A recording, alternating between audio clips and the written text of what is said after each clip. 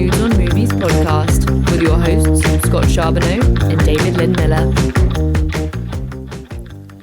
Welcome to Dudes on Movies. I'm your dude, Scott. I'm your dude, Dave. And today we're discussing 1988's The Naked Gun, directed by David Zucker and starring Leslie Nielsen. But before we do that, let's talk about what we've been watching. Dave, what have you been watching? I saw The Substance recently I've from been this year. wanting to see that. It's good. It had quite an effect on me, definitely. And everybody, this is the movie in which an older Hollywood actress starts using this black market anti-aging elixir, and there's horrible side effects, as you can imagine. Now, as usual, I don't want to spoil anything, but I have a feeling that Demi Moore is finally going to get an Oscar nomination. Wow, really? I think It's that good. It's got to Nice. be. Yeah, this has to be it. It's never a guarantee with stuff like this. It's completely unpredictable, of course, but she's so good in this movie, and I had a great time with it. And Margaret Qualley is also excellent. So Yeah. Please seek it out, everybody. It's a good time. That's awesome. Yeah, from the little TV spots I've seen, it looks pretty intense. It is. And Demi looks like she's giving it her all. She really goes for it. Dude. Yeah. All right, I'm in. Mm-hmm. I watched something also from, I guess it came out earlier this year. It's a strange little film called Sasquatch Sunset. I'm not sure if you're familiar with this. I'm not familiar, no. It's kind of, I don't know if it's truly an indie film, I guess it is, but it's an experimental film, to say the least. But it's got Jesse Eisenberg involved, and Riley Keough are involved. Basically, the film is, there's a family of 4 Sasquatches in the woods in the Pacific Northwest, and we're just kind of there with them, seeing what they're doing for a few days. There's no dialogue in this film at all. The only characters are these 4 Sasquatch. Now, is Jesse Eisenberg and Riley Keough Sasquatches? Yes, they are. Oh. And we see what happens with the family and the trouble they get into and the hijinks and all that stuff. And Wow. I'll just tell you right now, it's not that good. All right. Sorry to burst your bubble, everybody. That maybe that's a little hyperbole. It's I don't know. Well, I didn't like it. If you didn't think it was good, then that's not hype. There's some good stuff to it, Right. And I like experimental ideas like this. And as I've recently revealed on the show, I'm obsessed with Sasquatch. So That's true. I had to watch this. Yes.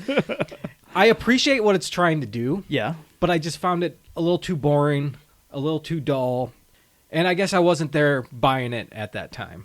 So. Well, dialogueless films that's tough Well, sledding. they can be hard, but Yeah. I'm up for the challenge, and I've seen plenty that Sure. I do enjoy. So, I wasn't afraid of that. I just didn't really get attached to it, I guess. Okay. I don't know. But I mean, you see lots of cool stuff, I guess. I mean, you get to see Sasquatch boners. So, Boners? oh yeah, there's mating and stuff. Well, okay. An animal male animal dominance with erections and things like that. Dude, you buried the lead on this film. Yeah, I'm yeah. sorry. You brought up boners in the ninth inning. That's really something. Well, yeah, in case someone wants to watch it, there's boners. There's Bigfoot boners. Fair enough. Yeah. Wow. But yeah, I wouldn't recommend it. Okay. So anyway, so let's talk about something a little different from Bigfoot boners, but it might fit right in. Actually, yeah, in this universe. Yes, The Naked Gun, Dave. Why don't you give everyone a synopsis? Yes. This is the Zucker and Abrahams film in which the incompetent police detective, Lieutenant Frank Drebin, attempts to thwart an assassination of Queen Elizabeth by a businessman who has perfected the creation of mind-controlled Manchurian candidate-style sleeper agents. And the movie is fast-paced, and just as in the style of Mad Magazine, it features jokes in almost every image or scripted word as the actors deadpan their way through it all. It's a classic, and I'm happy we get to cover it on the show. Me too, Dave. I threw this on our schedule because of all the reasons you just said. Mm-hmm. It is quite possibly my number 1 comedy movie of all time. Yeah. I adore this film. I watched it when I was young, when it came out. I was probably, 5 or 6 years old the first time I saw this movie. Jeez. And I still thought it was funny, because there's a lot of juvenile stuff involved in it, yeah. too. I didn't get all the more adult humor, but, a lot of the stuff kids could still get. There's a lot of slapstick going on in this film. Yes. And that's easy to appreciate at a young age. Yes, because and some of that humor, is very Three Stooges style, which can appeal to a 5-year-old. Right. And they even rip off a Three Stooges joke right at the beginning of this film. They do, yes. Like the hands through the face, like, whoop, whoop, whoop, whoop, and like poke him in the eyes and stuff. Yeah. Like he's just doing Shemp. yeah, Shemp, for sure. Yeah. But the movie's so much more than just all these gags, too. Like, it's this very simple, basic police investigating movie, Yes. right? The plot's pretty simple, but I think it is interesting. I do like it. It's typical and stereotypical, but You mean the story? The story, yeah. Okay. The story, I find it interesting. But it's very basic, right? Yeah. But Yeah. I think it leaves lots of room for the gags. Like, that's the star here, right? The Right. jokes. That's what we're here. We're not here to see, like, if he's going to solve the case, you know? Right. That's secondary to Yeah. just the humor. But I also really like the romance that's in the movie, too. I think it's electric, actually. Like, You do? I think Leslie Nielsen and Priscilla Presley, like, they're just, like, an it couple, They man. light up the screen, They huh? light it up. I just love their scenes together. So I just absolutely love this movie and everything it does. So Right. that's why I wanted to talk about it. Understood. Yeah. Well, speaking of Priscilla Presley, when I first saw this movie, I guess I didn't know who she was exactly. So for a long time, I just associated her with this kind of screwball comedy. I did not know that she had been married to Elvis Presley, and then that's why she was famous before this movie came out. Yeah, me neither. Yeah. So that was a big surprise. And the other thing, too, before we get started is when I saw you put it on the schedule, I always worry when we talk about comedy films because I'm afraid that we'll end up just cataloging the jokes. Yes. And that's especially true with this movie because there's almost no scene where the storytelling doesn't involve some kind of gag. Yeah. And I was going to say the same thing, Dave. Okay. Like, when we talk about a comedy, it's always hard not to just quote it, right? Yeah. And like I mentioned, the plot of this movie is pretty basic. Yeah. So we probably will touch on a lot of the jokes. Like, I think it's a must, actually. When you talk it about is. this film, we're going to have to talk about the jokes because that's what this movie is. It's a joke movie. Yeah, and it's even part of the narrative. You know, you have to, in order to tell this story, you have to explain some of the jokes. Yeah. Which is always a kind of a dicey thing to do is like explain, now here's why this is funny. Yeah. You know, and that's not obviously not what we're going to do, but like it might come up essentially sometimes and, you know. Yeah, and you'll probably just hear me fanboying out a little bit It's too, possible. just making quotes randomly and things. Yeah. But I do think it's clever. The jokes, they serve the story in a lot of instances. And They do. That's really great. Right. And I don't think movies always do that. They I just know. do something funny because they can. Yeah, and I wonder too, like this style of humor, it couldn't have been, well, to be able to tell a story that you're actually interested in, while doing all this stuff and making you like laugh sometimes every 10 seconds, that is quite a talent because like if the movie is any longer than 85 minutes, people are just going to be physically tired. Oh yeah, if this was 2 hours, I don't know if it would work. Like your face hurts after you see it because of just all the like you've burned your teeth too many times. Yeah. Yeah. Your cheeks are in pain. Yeah. Your neck is stiff. Yeah. It's kind of like when you have an evening out with friends and you're all just joking around, you know, Oh for my hours gosh. and hours. Yeah, Eventually, then your jaw's tired, Yeah. and then your throat hurts from Yep. all the talking and Yes. laughing. Yeah, those are good nights. But They are. Man, you pay for it. Yep. And this movie will leave your face hurting because it is legitimately hilarious. I know. In almost every frame of the film. and starting with the first scene too, where it's like a, I mean, there were tons of movies in the 80s that started with this kind of sequence in which Yeah. a bunch of international bad guys get together to talk about the great Satan of the United States. Yep.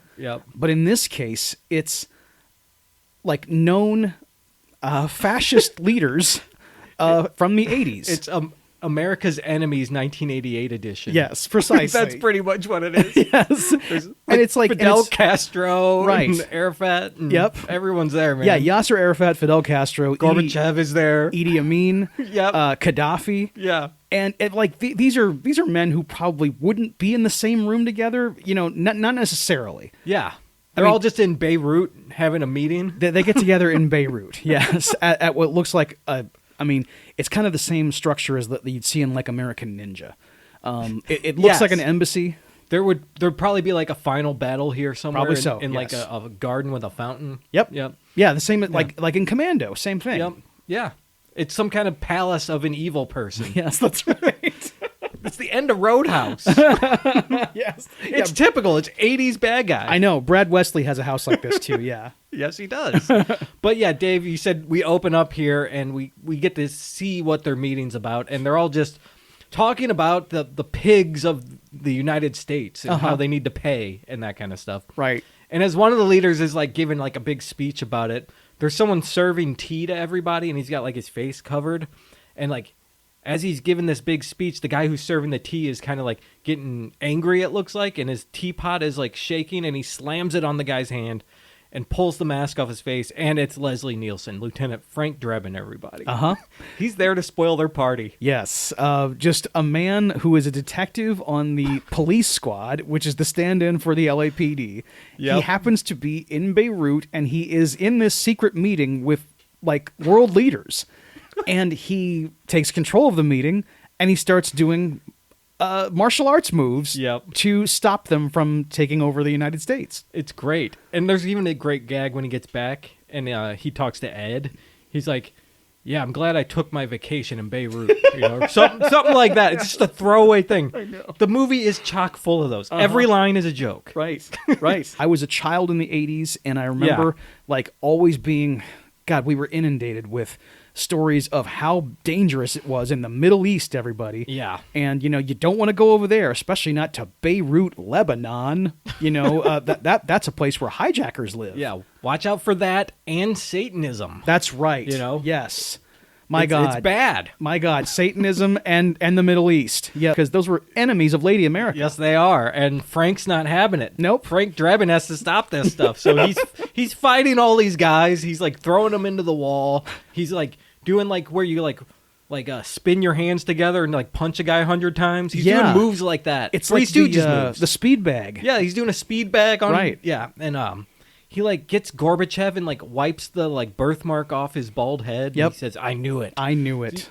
And he just levels everyone here, right? Yes. And as he's leaving, he's gonna jump out the window for some reason. He's standing there. He opens the like curtains or whatever, the like window panes to open it. And they ask him who he is, and he says, "I'm Lieutenant Frank Drebin of Police Squad. Don't let me catch you guys in America." And then he's gonna jump out the window, and the window shades like close back on his face, and he's like, "Whoa!" and falls out the window. Right. It's a great introduction. It's like the intro to a Bond movie, right? Yeah. Yeah, and you're not expecting a cold open of this kind in this movie, and you're certainly never expecting that, like Frank Drebin, who is essentially just a detective in an American police force, is like he works internationally, and he like happened to be in this location at this time, and he saved America from destruction. Yeah. Pretty good. Yeah. Pretty good vacation you took. So now we get the credits, and if you've seen the films, these are like very famous title sequences, right? We're like the POV of a police car driving around the city in various areas, like with the siren like lights spinning right in front of us. Like we're on the roof of the car essentially, kind of looking forward. And it's got like Dragnet style music. Yeah. It's really good. Like it's familiar. I mean, I called it Dragnet, but I mean, I'm sure it was like Dick Tracy music too. Yeah, it sounds like a police comedy we're gonna get into. Yeah, that's what it sounds like to me. Right. But the car like is going through the city. It gets on the sidewalk, starts doing silly stuff. Right. It like drives through a car wash and then someone's house, and it's like going through the rooms of the house. Right. It's supposed to be a police car, right? Right. It's like going through the kitchen. I mean, and that's something I love about this part of it is like the police cruiser is, not only going off-road and like running people off the sidewalk. When it goes into the house, it's moving kind of slow. Yeah. And people are still just like, obviously if a police car came into the apartment and just like, we had to jump out of the way. But like it's moving slow, but they're still real scared of it. And they're just like, whoa! There's one part where it like goes into one room and it kind of just like turns around and goes out the same door. Yes. It's like, what is happening I know, here? right. And then ultimately it's like in the ladies' locker room, Yes. and then it's on a roller coaster. And it ends up at like the donut shop. Yes. Like that's the joke. Right. But man, this movie is pure silliness. I know. And it's brilliant. Yeah, and it's a continuation of what happened like with Leslie Nielsen's career, because he first in 1980 worked with the Zucker-Abrahams team on Airplane. Yeah. He had been a dramatic actor before this. Yeah. And Since like the 50s. Yes. And they put him in that movie, and he like did that perfect style of playing the doctor on the airplane. Yeah. And he played it completely straight, just like all the other actors in the movie, but he kind of stood out because it was like his performance was just like, it really caught your eye. Yeah. And he was just the perfect choice to play this role of Lieutenant Frank Drebin, this like detective who can't do anything right, but is totally serious all the time, never cracks a smile really, and is he's the heroic film noir detective. Yeah. Who is there to like take out the trash. Yeah, and we've talked about Leslie Nielsen a few times on the show. Yes. I don't think we've done a few movies with him, but I think Creepshow was the last one. Creepshow, yeah, but we've talked about him outside of movies he was in too, like Yes. with Wet Hot American Summer. We praised like Oh, only yeah. David Hyde Pierce and Leslie Nielsen could pull that off. That's like true, that's right. how incredibly seriously straight you have to be playing it. Yeah. And you have to have that perfect timing and that perfect look, and Leslie Nielsen has it. And it's one thing to be able to be funny, but to be able to be funny in this style is pretty rare. Right. And that's why almost nobody else can do it. I mean, like he's the only one who can. I can't imagine anybody else playing Frank Drebin. This has to be harder than doing comedy, like a different kind of comedy, Yeah. like a Superbad or something. Like, Yes. no one's playing it for jokes in any of those movies, right? You should always play your character straight, and Right. the comedy comes from that. But a film like this, it's just utterly goofy nonsense Yeah. the whole time, and you're still playing it completely straight. That's got to be so challenging to do. Right, because anytime you have any kind of like smart assery in there, the whole thing falls apart. Yeah, and if one person does it, then it breaks for everybody. Yes. And the entire cast is really good in this, and I don't think anyone in the film ever takes it as a joke. You're right. I mean, like, as much as we're praising Leslie Nielsen, everybody else in the film like kind of equals him in this movie with the style. And I think Priscilla Presley matches him, actually. Yeah. Like, in all their scenes together, like, I don't know how they held it together at all, but Right. she delivers the same, like, quality of jokes as he does, and the same level of silliness. Yeah. In the same serious manner he's doing it. And I think she's just as funny as he is. I mean, In those moments. because like the dialogue it's hard-boiled detective stuff, but also with a bunch of visual puns and sight gags. Mm-hmm. And yeah, she is just deadly serious right alongside Leslie Nielsen and treating it like it is noir from the 40s. Yeah. And I'm glad you brought up noir because, I mean, I was going to mention it later, but the movie really feels like one. Yes. Especially at some parts. It, like, is just straight noir, you know? Yes, when he starts like with his voiceover and, Yeah. I came across this dame. And that happens when we meet Priscilla Yeah. for the first time. That voiceover, he's like, and there she was, you know, Yes. a woman who could take any man down. That's Like, right. He just goes into that. I thought it was going to turn black and white and like smoke was going to start coming on the I screen know, and stuff. right? God, her introduction is really great. We'll is. talk about it when we get there. But yeah. So Frank comes back to America now, and his plane lands. He gets off the plane, and there's like a big fanfare there, and he thinks it's for him because he stopped the terrorists or Yes, something. right. And he gets off the plane, and George Kennedy is there. Everybody. He plays Ed. He's his captain. Right. So Captain he's Ed Hawken. Yep, he's telling him, it's true. Your wife or your girlfriend left you. She's gone. You know, she left with that other man. He's like, man, that's why I took my vacation to Beirut so I can clear my head. You know, but he gets back and he's like giving all these like noir detective sentences about love and how a man can't find it and stuff. And he goes up to the podium to like talk to the crowd about it. And Ed's like, no. Frank, they're here for Weird Al Yankovic, and he's on the plane. It's like, really? It's such a random thing, right? Yeah. Like, and I think Weird Al's in all three of the Naked Gun movies. Is there? I didn't realize. I think okay. he is. Okay. Yeah. Well, and what you said about the randomness of it, I think that a lot of humor, at least in recent years, has tried to capture the style of this scene in particular, Right, in yeah. which Weird Al shows up for no reason. But like, now it's, I keep using the word telegraphed, on the show, but like, it's that same style of, like just something happens and it's completely inexplicable and somebody goes, "Oh, that's random." I hate that style, But this one, it's kind of, I guess, the same. The joke is constructed the same way, but somehow it's funny, probably because they don't call so much attention to it. Yeah, it's played as if it's not really important. No, I guess. because they don't revisit Weird Al Yankovic the rest of the movie. He's there, the crowd sees him, they cheer, and that's that. And I think it helps that this movie is so crammed with jokes too. Yes. Like that wasn't the joke, right? Like That's true. there were 50 jokes happening all at the same time right here. Yes, right. Yeah. So that really helps it a lot. But Frank also is here because of what happened to Nordberg, his partner, played by O.J. Simpson, everybody. Right. O.J. Simpson is in this movie. Yeah. No one knew at the time, obviously, the what a scumbag O.J. Simpson was. Yeah. So, of course, he's playing a cop. Yeah. Right? Right. But he's on some dock, of course, because it's an 80s movie. He's on some dock and there's a boat with drugs. Yes. And he's listening to the people talk about how there's a shipment coming and heroin and all this stuff. And so he goes up on this boat and he's going to kick the door in and arrest these guys. Mm-hmm. And the music's like swelling up and getting real intense as he's about to bust in.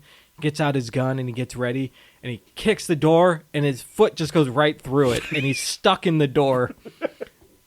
And all the goons inside like look and they all pull out their guns and get ready as he like reaches in and like unlocks it with his hand. And then opens the door and says, "Freeze, put down your weapons." And then out of the shadows comes Ricardo Montalban, everybody, playing Mr. Ludwig. Yes. This is this next sequence is really a showcase for some pretty amazing comedic chops from O.J. Simpson. Really good. Yeah. He could have overdone this. Yeah. It could be very easy to screw up because it's all so, like, every reaction has to be appropriate and just a little different from the last one. That's right? true. He can't just, like, overreact on one and then not react enough on another. And, like, it's got to be perfect, right? Yes. So what happens is he gets shot 6 times by the goons. And he, like, gets blasted back against the wall. But he doesn't, like, fall down or anything. He kind of, like, stumbles to the side and hits his head on the wall a little bit, and he's like, "Ah!" And then he like stumbles towards this door, and it says wet paint, and he has paint on him, and he's like, "Ah!" Just as bad as hitting his head or getting shot, That's my favorite of the whole bit. The wet paint is the wet paint because he even looks at it and goes, "Oh no, wet paint!" It's really funny. It's so freaking good. But then he puts his hand on a hot furnace, and he's like, "Ah!" And he steps on a bear trap ultimately. Yes. And then he's like, "Ah!" and falls overboard. That's really the kind of the killing blow, is that like, because there's no capering your way out of a bear trap. He even like puts his face in a wedding cake on accident. Like, it's just ridiculous. But yeah, there's a bear trap in the middle of this like room where these guys are playing cards, like, right. Just randomly. Yeah, so he falls overboard. So that's why Frank came back from his vacation, I guess, because he heard about Nordberg. So they go to the hospital, and there's a great line from George Kennedy here. He's like, "Well, the doctors say he's got a 50-50 chance of living. But, of course, there's only a 10% chance of that." It's like, what? And then Leslie Nielsen kind of just looks at him like, "What?" It's so good, man. And I love, too, that we're having, 2 recent movies starring George Kennedy. I know, me too. Isn't that excellent? That wasn't even planned. No, it just worked out this way. Yeah, I think that happens to us a lot, though. I know. There's always some kind of through line between the movies we choose. Maybe that there must be something subconscious happening that we do that with. I know, because like the first 200 episodes, we never even like acknowledged the existence of Jack Nicholson, and then suddenly we do 5 Easy Pieces and The Shining. Yeah, it works out that way. Right. So they end up at the hospital to see Nordberg, and he's almost in a coma, right? And of course, Leslie Nielsen is like screwing things up here. He's like sitting on the bed when he's not supposed to, and like he's getting folded up in it, and all this stuff's happening. But he's like asking him, like, "Hey, Nordberg, like, tell me what happened. Like, who did this to you and stuff?" And he's trying to tell him what happened, but Frank is an idiot and can't figure it out. But Norberg also isn't speaking in full sentences. He's just like, boat. And he's like, yeah, when you get better, we'll go on a boat. Yes. Now tell me who did it. I love you. Drugs. Right. Nurse, get him some drugs. Right. You know, no, heroin. Well, that'll be hard to come by, Nordberg. Give me a couple days. And then, of course, Norberg's wife gives this photo to Ed, and he's like, Frank, you know, this boat says I love you. That's the name of the boat. That's what he meant when he was talking to you. And he's like, I realize that now. Yeah. Yes. So now they kind of got like a clue to follow and stuff. So Frank reassures Norberg's wife, you know, we're not going to stop. No one's going to stop for a minute until we get this guy behind bars. Now let's get a bite to eat. Yeah. It's a great one. It's a good end to a scene. Now let's get a bite to eat. It's yes. so good. And we cut now to this press conference where the mayor is announcing the arrival of Queen Elizabeth and what, you know, it's going to mean for the city and, you know, the gathered media there. So like, well, what about security? And, luckily we have Lieutenant Frank Drebin from Police Squad here. Yeah. Nancy Marchand is the mayor. Livia Soprano, everybody. Yeah, dude. You know, and she's fantastic here too. But they give him a lavalier and, you know, it's time for Frank to speak. And he like handles himself pretty well for the media there when they ask him his questions. Kind of. Right. He's a little insulting to the British, I think. He is, yes. He's like, no matter how silly Americans might think the idea of a queen is, you know, we'll have to be civil. Right. So, and the mayor is great because she always is kind of just like giving this look to Frank like, oh my God, like every time she's in the room with him. You know? Oh, yeah. She can't believe this guy. Yeah. And I mean, I don't think she understands quite the extent of how inept he is. She just is like bothered by him. Yeah. But she's never seen him in action. So if she knew the full like Frank Drebin experience, I mean, holy shit, yeah, she'd be hot all the time. Yeah, dude. And so he's done with his speech, so he goes to the bathroom and he leaves the mic on. So everyone in the press conference hears him taking this huge leak. And this is one of the gags that like stuck with me for a long time afterward. Yeah. I mean, especially when it gets to the point where he's like got his hands behind his head and he's like swiveling his hips like a little shaking bit. them. Yeah. Yes. And then you think he's done, and then it stops, and there's like a little drips, and then it comes out again like the whole like. Right, the mayor tries to talk again, and that's like, nope, more pee. Yep. Like a racehorse, and it just, yeah, man. And he's making sounds and stuff, and because he farts in between it too. At the end of it, there's just a big old fart, you know, while he's like singing a tune. And this is one of the jokes, like I said when I was a little kid. Like this is one of them that I just was on the floor. Oh, of course. Every time I watched it, I was still dying this time as an adult, as a 40-year-old man. I know. I still loved it. Same with me, man. I mean, I'm sitting there and I'm all of a sudden I'm 12 again, and like, cause I saw this movie at a sleepover at my friend Aaron's house. His older brother Steven had a bunch of his friends over. It was like Steven's birthday. And, you know, to make Aaron not feel left out, I got to come over. Yeah. And so I'm sitting there watching Naked Gun with like the older boys, and we're all just dying. And I felt so grown up watching this grown up film. I'd arrived. You have arrived. Yes. So now Frank and Ed arrive at the harbor. They have to investigate the crime scene. And there's a great gag here. They like look where Norberg's body was found, and it's out in the water, and there's a chalk line floating in the ocean. It's just like I wonder, like, imagine storyboarding this movie, and you're like thinking, okay, you know, like you actually did like have all the images, and you're like, okay, you know, what can we do here? We don't have any dialogue, so we still need a joke. How about a chalk outline in the water? Yeah. That's perfect. Insane, dude. Yeah. Like, it's really great. And there's a great scene here that I absolutely love. Frank is investigating, like, asking around the dock. And there's some guy, like, some, like, low-life criminal guy on the dock or whatever. And he goes up to him and asks him questions. He's like, oh, yeah, Drebin, I remember you, you know. And he starts asking him about Nordberg. And he's like, well, why should I tell you? And he gives him a 20. He's like, here you go. And he goes, well, I don't know. My memory's still a little fuzzy. And he's like, how about now? Gives him another 20. He's like, all right. And he starts talking to him. Mm-hmm. And then he asks Drebin, like, well, why do you want to know anyways? And Drebin's like, I don't know. I don't think I should tell you. And then the guy gives him a 20 and is like, well, how about now? You know?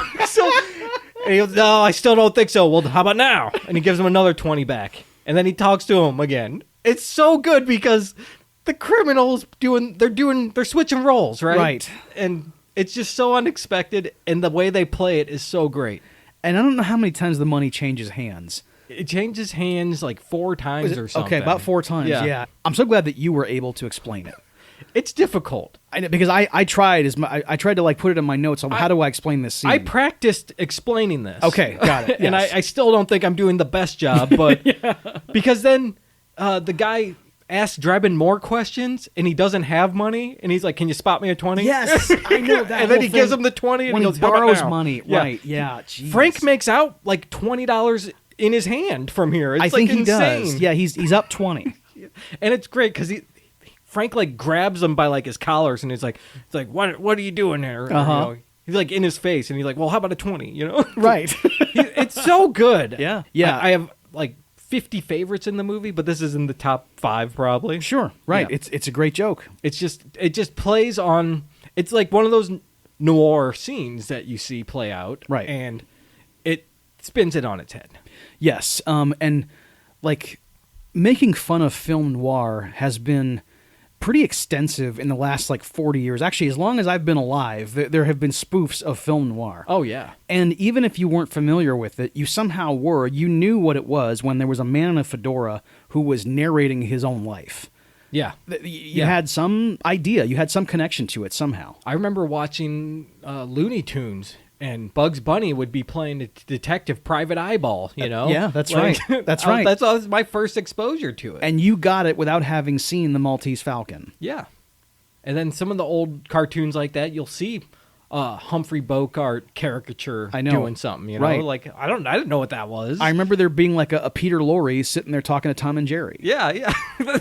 I can picture it in my head. Yes. I saw it too. Right. So I guess some of the information he gets here is that the boat, like the dock or the boat or something, belongs to Mr. Ludwig. Right. So Drebin goes over to his office to investigate him and see what's going on. Just ask some questions. Yes, and the great Ricardo Montalban, he was known to American audiences for the TV show Fantasy Island mostly, and also Star Trek True: The Wrath of Khan, and the original the series. Yes, the series Space Seed was the episode where his character first, that debuted. is a very good episode. Classic episode of television. Yeah. Yes. So, we get to see him, and he's the rich, debonair businessman. Yes. And, I mean, handsome as all get out. Right. Suave. Uh-huh. I mean, he's got it all, right? He's got rich. He's got the Blue Boy painting over his mantle, and he's got, like, Japanese fighting fish in the tank, and he's talking about how they're valued at, like, $20,000 each and stuff. He's just surrounded by priceless goods. And I love that style, too, of this particular guy who then justifies all these frivolous purchases by saying something, you have to excuse me, Mr. Drebin. I happen to enjoy the finer things in life and, being nice to myself, that kind of thing. It's like, got it, dude. Yep. He even says something at one point like, I find something, I want it, and I'll kill for it or something. Yes. And Frank doesn't think anything about it. Right. But he even says it kind of sinister a little bit, like just a little bit. But you can read it as he's just a really shrewd businessman. Oh, of course, right. and that's how it's supposed to be meant, I guess. But he knows he's getting away with some murder here, so I think he's like enjoying just like dangling this in front of him without him knowing. And he's also slightly worried because he asks some pointed questions about, what Norberg has said, and is he conscious? And has he identified any of the attackers yet? Right. Yeah. And I think Frank says, no, he's in a coma at the Our Lady of the Worthless Miracle.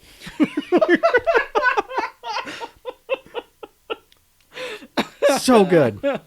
I listened to the director's commentary the other night. Okay. Which is just as funny as this freaking movie, actually. I listened to their airplane commentary. They it's awesome, don't even like say anything about the movie. Right. They're just making jokes the whole time. Yeah. It's pretty great. Right. They even said that Ricardo Montalban got cast as Khan because of this film, which we all know came out like 5 years before this film. Right. So they're giving inaccurate information? Yes, they're just making jokes. That's great. Yeah. Okay. But yeah, so we're here in his room, and he even shows him like Frank this like pen that's waterproof, and it's not waterproof, it's unbreakable. It's indestructible somehow. It's impervious to everything but water. like the cap is on it, and he like puts pressure, and it like snaps and like flips out of the cap, and the pen lands in the fish tank, of course. Right. Because that's just Frank's luck. Yeah. That's the way everything goes for him, actually. Everything in his life is a comedy routine. Like getting up in the morning, walking through the door, just talking to another person. Yeah, whatever could go wrong will. And in this case, every time Ricardo Montalban turns his back, Frank has to like furtively put his arm in the fish tank and try to get the pen. But there's a Japanese fighting fish in there. Of course. So he gets bit by the fish, of course, and yells, and gets bit on the face too at one point. Bit right on the tip of the nose. Yeah. And Ludwig notices. He's like, "Let me get you a Kleenex," because he thinks he's got like a cold or something. Right. But he's got the pen in one hand and the fish in another, and then Ricardo Montalban turns around again. And he like puts him behind his back real quick, and you hear squish. Man, that was a bad sound effect. But anyway, he stabbed the fish, of course. Yes, this $20,000 fish. Fish damage in the movie. Fish trauma. Right, fish trauma. But he ends up like throwing the mess now back into the fish tank. He throws the fish with the pen impaled into it into the tank. And then just continues his meeting. And then he gives a handshake to him and spills water all over his desk. And this is a great thing that like can only happen in this type of comedy is that like so the international businessman who's guilty of a bunch of shit is like, trying to ward off the investigating police officer, and the policeman has salt water like just dump on his desk. Well, obviously he didn't walk in this way, so where did he get it? But he doesn't think about it. He doesn't even like look twice. Well, that's odd when they shake hands. Right. I mean, wouldn't you ask some questions? You can only get away with it in a movie like this, right? Right, that's right. So Frank says he wants to look at some of like the employment records or something. Right. So Mr. Ludwig says, I'll get Miss Spencer to help you. And this is where, Priscilla Presley comes in on that balcony. And you get the like sexy detective music kicks in. And then that voiceover kicks in. And she's just like slowly walking down the steps as that voiceover talks about how sexy and dangerous she is. And because it's the Naked Gun, she immediately trips and falls down the stairs. It's so good. Oh man. And that whole thing of like the sexy dame who's like, gonna play us all for a sap, and now she just like falls down the stairs. Amazing. It's so good. And then she gets up, of course, like nothing happened. Yes. And she takes him in the other room to get the records. And this is one of my all-time favorite jokes right here. She climbs up this ladder to get something off a shelf, and he's looking up at her, like up her dress. And he goes, "Nice beaver." And then she replies, "Thank you, I just had it stuffed." And immediately hands him a giant stuffed beaver from up where she's getting stuff from. That is a filthy joke in a PG-13 movie. Yeah. And just like the other stuff that they get away with here, they are able to include it because it's serving like humor purposes. And it's just a double entendre for like an actual stuffed animal. Yeah. And I think because it immediately turns into a literal thing. Yes. They literally have a stuffed beaver. Right. Right there. It kind of avoids the pure nastiness of that joke. Right. Even though he is looking up her skirt and says, "Nice beaver." And then her line about, getting it stuffed, I mean, our mind immediately goes to like Priscilla Presley, Yeah. It's a brilliant joke. It's awesome. Yeah. So they get the records down and they're small talking a little bit about, being a detective and her working for Ludwig and stuff. And he asks her out to dinner. I think he says, "I know a great Viking place we could go to." Oh my gosh. Yeah. What a great joke. I know this little out of the way place with great Viking food. Yeah. And she declines because it's Arbor Day tomorrow. Yes. And she says, "How about a rain check?" And he says, "Well, how about we stick to dinner?" It's just a great scene of stupidity. That particular bit of dialogue about Viking food and Arbor Day and rain checks and it's incredibly well written too. Yeah. And these this is what I was talking about before. Their chemistry on screen, it really works. It does. Even like I said it about the romantic stuff too. And this is kind of the romantic stuff, but it's also pure comedy gold. Yeah. And it just works so well off each other. And I know what you mean about like their romance on screen. I also buy it even outside of the context of the comedy. Yeah, and I guess he is a little older than her, right? But Yeah. he's a handsome, charming older man, right? He is, and we'll see later he's in fantastic shape. Yes, he is, dude. You know? So now we cut to, well, I guess before the scene ends, Ludwig comes up to Jane, is the character's name, Yes. Priscilla Presley, everybody.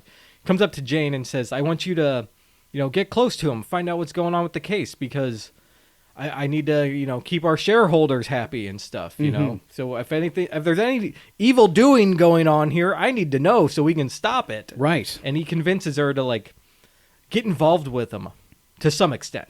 Yes, he doesn't let Jane know that he is like a criminal with international contacts, but he, is essentially Right. giving her a mission to like get close to Frank Drebin. Right, yeah. No one knows he's a bad guy. Right.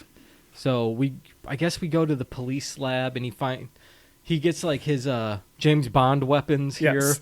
There's like a Q type guy. Yeah, so they go there. Actually, one thing I really love is every time they establish a new like environment, they do the establishing shot. It's his car pulling up and like man. hitting trash cans or Yes. crashing into another car. It's always causing damage I know. every time a new establishing shot occurs. And it's like my grandpa had a white version of this particular car. Yeah. It's a Ford Crown Victoria, and it's just it's the cars that we've been talking about a couple times on the show where it's 6,000 pounds of American steel. Yeah, dude. Like pollution belching, a V8 engine. Yeah. It runs on regular gas. Yeah. Yeah. Oh, I had an Oldsmobile Cutlass Supreme, dude. Dude, awesome. That thing was Yes. huge and deadly. Yes, that's right. Exactly, dude. It was awesome, though. Right. But, yeah, so in this instance, he parks his car and he, like, the airbags go off this time and Yeah. he gets out and the, like, parking brake, like, comes off because the airbag hits it. And as he's walking into the building, the car comes down the hill towards him. And he thinks someone's trying to attack him. So he, like, dives out of the way and, like, then pulls his gun. And he's like, freeze, police, and starts shooting at his own car as it's going down this hill without a driver. And then it explodes. And then it, like, veers away. And he's like, did anyone get a look at the driver? Did you get the license plate? And then he slowly realizes it's his own car. And then just walks into the building. And because it's a comedy and he's able to get away with it because everything kind of resets in the next scene. Yeah. Like there was 40 witnesses who saw him do all this shit. There's like women screaming Yes. and stuff. It's a terrifying scene. Right. He just gets away. There's like another officer. He's like, get everyone for questioning. Uh-huh. I've got to go inside. Yes. And he like walks. and it's like the car it wasn't like it was just in gear on a slope on the street like that. I mean, it starts driving itself. Yeah, like it It's even like turns the peeling out. corner at the Yes, end and right. yeah. Amazing stuff. Yeah. But yeah, he goes into the Q lab. Right. And we get some weapons like the Swiss Army shoe and the cufflinks, which are the main one, right? Yes. Yeah, that's the most important one. And he like tests it on Ed. And I love that, like, when Q's like, well, yeah, just go ahead and shoot, Detective Hawken. And he's like, well, why? I love George Yeah. Kennedy just asking, well, hey, don't do Yeah. that to me. He shoots him in the neck, like, without him even being ready. And Right. he goes, why? And then he falls on the floor. And then it's great because, like, 30 seconds later, he gets back up and joins the scene again. Yes, right.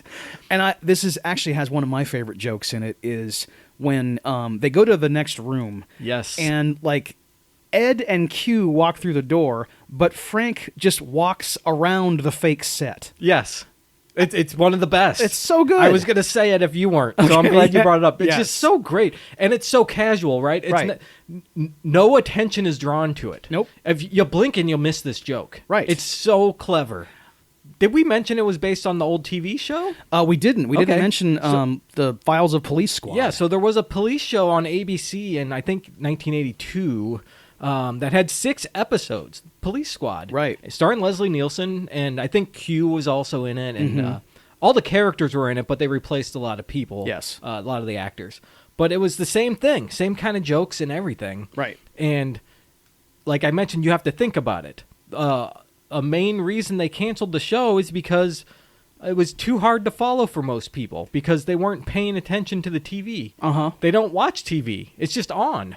So to think it's funny, you have to pay attention to the show. You have to watch the show you're watching. So ABC canceled it.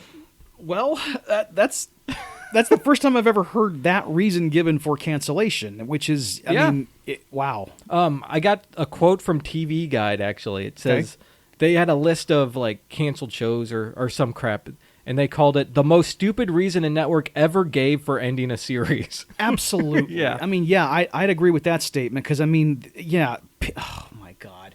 Where did they get their data? How did they know that people literally weren't looking at the screen? I don't know. It's ABC. I'm sure they've got, like, tons of data on how people watch. I can't. People tell me all the time. They'll like, I watched that movie, but I was mowing the lawn. I'm like, I know. How do you even, like? Yeah. If I put a movie on, I can't not pay attention to it. If I've seen it 100 times, maybe. Right. But you know what happens usually? Like, I'll look at it, like, for a second, and then I end up sitting down and watching it. Right. My laundry will stay unfolded. You Of know? course, Like, yes. it's just, Right. That's how it happens for me. No, I get the same shit from people too. You're right. I mean, yeah, ABC might have been onto something because I encounter it almost daily. Yeah, but they were wrong because they canceled a great show. They were, yes. You know? But you brought up Roadhouse earlier. Yeah. You know, there's a scene that this scene has a connection to Roadhouse. Really? Because you know the tall lab technician who comes in, Yeah. and he, like, you know, Frank says, "Hey, you got something on your cheek," and then it's like a full banana. Yeah. That guy, the actor is Tiny Ron. Yeah. He was in Roadhouse. Oh, really? He's one of Brad Wesley's goons. Remember Okay. that? Remember the gigantic dude? Yeah. Who, like, destroys all the beer while Dalton's fighting Terry Funk and the other guys. It's him. And there's a part, like, early in the movie where he is where Brad Wesley's having, like, a party at his house, and, like, all the guys and a bunch of ladies come to the pool. Yeah. And, like, Brad's got, like, it's like Ben Gazzara in that pink robe. Yeah. And there's this dude, this gigantic man who looks like he's from the circus, like, doing this, I don't know, it's not a sexy dance, but he looks like he's having a great time. Uh-huh. It's this same dude. It's Tiny Ron. Tiny Ron, Yes. man. That's awesome. Right. Yeah, and Patrick Swayze's watching him from across the river. Exactly. Yeah, That's the scene. Yep. Anyway, Tiny Ron plays Al in this movie. Yeah. Reprising his role from the TV show. He was in Police Squad? Yeah, yeah. Okay. Yeah. Pretty awesome. Yeah. But now we finally get to the mind control, Dave, that Yes. you mentioned. So Ludwig's in his office and he has a gentleman named Papschmear. God damn it. Couldn't believe that shit. Yeah, I know, right? Now, I did not know what a pap smear was when I was 12. Me neither. Yeah. Me neither. But now I do. Right.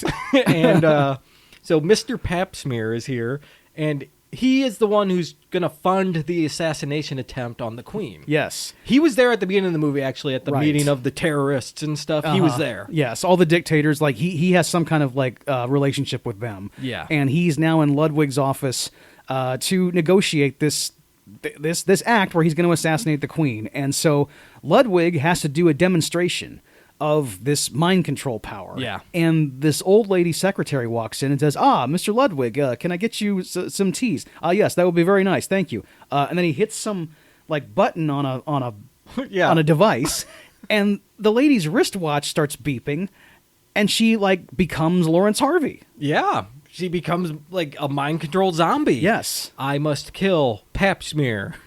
She keeps saying that. Yes. So she grabs a gun and points at him and starts firing. There's no bullets, Right. fortunately for Papschmear. So I know. how many more times do I have to say that tonight? It sucks. Anyway, she's firing at him and then puts it against her own head and keeps pulling the trigger. Right. And then, of course, Papschmear is terrified, and the button gets deactivated by Mr. Ludwig, and she drops the gun and goes back to normal. Right. And then doesn't know anything happened. Yes, it's I mean, when I said he's perfected this, he has perfected this. It is. Yeah. You know, it's 100% effective. right, and totally fail-safe, because the assassin is trained to shoot themselves after they've done the deed. Yep. And once we know about this mind control, we cut to another scene where the mind control happens in the hospital. Right. Nordberg is in the hospital, and a doctor gets mind controlled to kill him. And Frank fortunately shows up right away and realizes the guards are gone, and he runs in and sees the doctor trying to suffocate Nordberg with a pillow. Yes. And he opens the door, and the doctor looks at him and throws the pillow at him. And this is all happening with like really intense like action thriller music and stuff, right? Right. And he throws the pillow at Frank Drebin and hits him right in the face, and Frank grabs it, and it's stuck to his face, and he's like, oh, like struggling with it. It reminded me of Jeffrey Combs with the cat. Exactly, yes. Yeah. Yeah, and so he's incapacitated for like several seconds because his pillow is such a great, it's foiling him. Right. He's being smothered by a pillow that no one is using. It's also like Bela Lugosi with the octopus. He's got the pillow on his face, and he's just like, whoa, like, can't do anything about it. Yes. And he's the one holding it to his own face. And at one point, then, like when the doctor goes out the window in the fire escape to get away, after like Drebin, like foils the pillow, he still has to get the doctor, but he like bounces off Nordberg in the bed, and at one point. Yeah. O.J. Simpson is giving a mustache ride to Leslie Nielsen. Full on. He's giving him a goocher. He is. That's for sure. Full on. I mean, he doesn't have his pants off or anything, but still. It's both actors. Yeah. Like, it really happened. Yeah. He's straddling his face. Dude. And O.J. Simpson's eyes get, like, real wide. Like, exactly. That wasn't acting. I can tell you that much. That's right. That's right. That was like, oh, man. This is really happening. Dude. Yeah, dude. And so he chases him out the window. They get in a car chase because Drebin stops a car and gets in, like, follow that car. Official police business. And it's a student driver. Yes. So there's an instructor who tells the student driver what to do. Like, and he's very calm the whole time, too. Like, apply the gas. And it is John Houseman. Like he's playing this driver's ed teacher with this nervous like teenage girl who looks a lot like Barb from Stranger Things. Oh yeah, she does. It got that same style. Yeah, it's the same look, right? Maybe it is Barb in another universe. I mean, there's so many universes. Probably a few years later in the Stranger Things-averse. That's so true. Barb's a little older. Yeah. I don't know. Yeah. 11 is now 15. Yeah, probably. 11 is. She's evolved into 15. So, right. But so this car is chasing this other car, so you can only imagine how absurd this is. Right. That this student driver who can barely drive has to chase down this mad doctor trying to escape. And she ends up at one point like going down this ramp into like just an underground like some viaduct. Yeah, or something. exactly, in this tunnel. And there's an 18-wheeler coming up the same ramp. And, you think, okay, she's going to get crushed. Instead, she slams on the brakes and then expertly drives backwards to get out of this jam. And then that gives her kind of like, she's feeling saucy. And it's like, okay, now she knows how to drive like an out-of-control cop. Yeah. And the instructor even tells her how to like flip this guy off. Exactly. Now. Extend your hand out the window. Extend your middle finger. Very good, Stephanie. That's right. And then Drebin goes, step on it, Stephanie. And she's like got a new resolve now from that middle finger, and she like just guns it, and you get like Three Stooges fast car here. Like going around the corners, just zooming everywhere. Right. And they ultimately catch up to him, and he's like firing his gun, and I guess the doctor just crashes into various explosives. Yes. And because it starts with like there's like a gas tanker and then something else, and then it's like a rocket like on wheels. Rocket, that's right. Yes, and he's like straddling the rocket because he's now completely like sans the car. Yes. He eventually gets like launched into a fireworks store. Yeah, and Frank's in the front like saying, "There's nothing to see here" to everybody, and of course the whole fireworks store is exploding behind him. Right. And it's just insanity. And I love the whole thing. I think they do it a couple times in the movie where like something like really exciting and interesting is going on, and a cop says, "Nothing to see here, folks." Yeah, right. Yep. So then we cut to my favorite joke in the movie. Okay. This is Frank walking alone at night, down the sidewalk through the city. And in his head, we're hearing his voiceover, and he's replaying the case over and over again, trying to put all the pieces together, So he's walking through the night, and nothing's adding up, and he's asking himself all these questions. And the scene goes on about a minute, right? And we get, like, it's not a montage, but there's clips of him like walking, and he's been walking for a while. You can tell, like shots of his feet on the sidewalk, all the buildings going by and stuff. And he's like, well, who was trying to kill Norberg? Can I trust my partner? And stuff like that. Did Ludwig know about the ship? And if not, why not? And then he ultimately ends up saying, we see his feet like go off the end of a sidewalk into some grass. Right. And then his next question is, and where the hell was I? And the camera pans up, and you see like L.A. in the distance behind him. He's like on a mountain, and you hear like these monkeys like go, and Leslie Nielsen's eyes are all big, like, what the heck? It's the dumbest joke, right, but I love it. He somehow, like, he climbed the San Gabriels without knowing. Right. I just love how the sidewalk ends, and he's asking all these questions, and the last one, he doesn't know where he is. Right. Yeah. I even love how I also love how the bit begins with he's walking down, these rain-swept, misty streets. And then they put the camera down at his shoes, and he plays hopscotch while he's narrating. Yeah. It's good, man. Yep. It's my favorite. It's so subtly amazing. It is. Like, it's not even like there's not a huge punchline or anything. It is a punchline, but it's like it subverts your expectations so much. You're not expecting it to go that direction. Well, did you say there's like a lack of subtlety? Because that's how I feel about it. Is that like it does hit you over the head, like, and it's relentless. I mean, like, you're gonna laugh at this, and I'm gonna make you laugh at this, and okay. And that's why there's a joke every 5 seconds. And I mean, I don't. It's not in a hostile way. It's in a but it is giving you this thing of like it's a joke delivery system, like just rapid fire, And if this one doesn't hit, this one is. Yeah. Well, yeah, it is. But I think what I like, maybe what I was trying to say is, the scene plays out like a normal detective noir, yes. Going over the case in his head, and it's doing that so well with the jokes. And I don't expect that final "I'm lost" joke. No, that's true. Like, yes. I maybe expect something else, right, but right. not like he just walked into the woods randomly and doesn't know where he is. Right. I don't know. Okay. But I just love it so much. I do too. And then we get another great scene. He gets home finally and walks in, and his door is open. Someone's there. Mm-hmm. So who is it? Is it a bad guy? We don't know, right? Right. So he goes in with his gun. He starts doing cartwheels and somersaults and like front flips over his furniture. Like unnecessary. Yeah, that's completely acrobatics. unnecessary. Yes. Yeah. So he does that a few times throughout several rooms, and then ultimately ends up at the kitchen, and he kicks the door open, and of course it flies back and hits him in the face. But he opens the door, and it's Jane standing there cooking dinner. Right. Wearing nothing but one of his dress shirts. And this particular thing of like, the sexy lady in a man's dress shirt.